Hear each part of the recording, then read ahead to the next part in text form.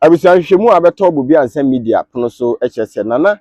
Nyarko a oye Offinsohemaa no sese de onye Offinsohemaa biem ni nyina ne se ebra Offinsohene enya ne ba bi ekoye na ekoba se etwa se yenya odehye bi ma ne tena na nem na oboa ema Offinso ekuro no efa ne ntoma pa efra no abusua a omoye dehye enyina de omasem ekoto Asantehene anim se obi afise mpenfo se akonwa to a adehye obi a etumi epribi na no ema nipa pi epre se nka wo benya Offinso akonwa kese no atena so nanso omokodu Asantehene anim no okire mu se we munye dehye we nya dehye we nya dehye we dia enye we dia enye na ni nyina mu no Offinsohemaa nana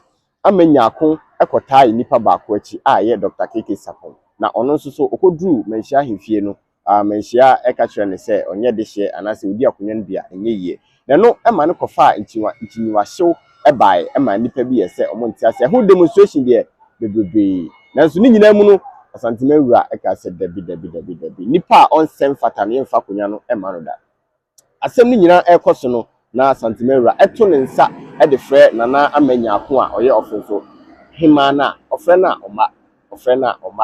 na oma eda obeba so na kyese aye bibia ho enipa Asantehene ese odi akonwa na enye yie no ono na Offinsohemaa nana Nyarko akota na chi a o hwehwɛ se ono na eba bedi Offinso akonwa no nanso so Asantehene se ono ne di ahwehwehwehwemu a wo yira the senti no ebra boys no anase nipa bi eye demonstration etwa adwan nyina wo Offinso se dabi Asantehene keka nsem a mentumi fama no en mosokra keka nsem bebre a eso kye wo kra na ni nyina mu no ye ordinary de no ode benkum na gie bibia ni ho a obetumi aye ede afa ho se Asantehene ese nipa wei ana mepese ohwe me kuro no soma me a obia ni ho a obetumi aye bibi afa ho nanso ni nyina mu na Offinsohemaa nana Nyarko nana Nyarko na ni wura fi no ho obi a ode tumi no ma no na ni wura fi no ho tumi a wote so no obi a ode ma no na ni wura fi no ho enipa na osomo mo ne se ono a ene ono a ni wura fi no ho se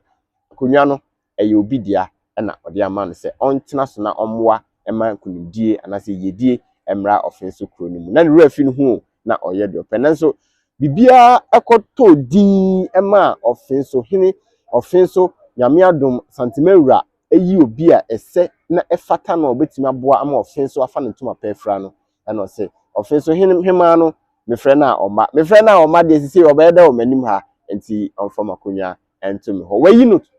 wayi na firi so asese nana Nyarko onye Offinsohemaa biem na ni nyina mu nyo obi ne kumantwi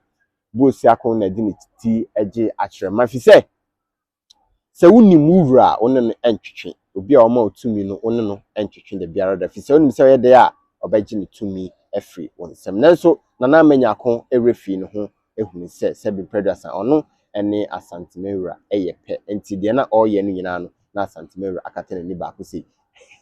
ena ode hwe din ebre no so ye no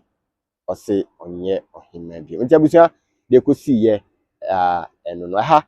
obi ansa media obetimi ahwe na wache ama onua bi so enya bi ahwe bi de make ne say asasi so ewo so obi de tumi ma wo a menye wadwen se oni nipa kro yepe ontumi ni nipa no ma otumi no enye peda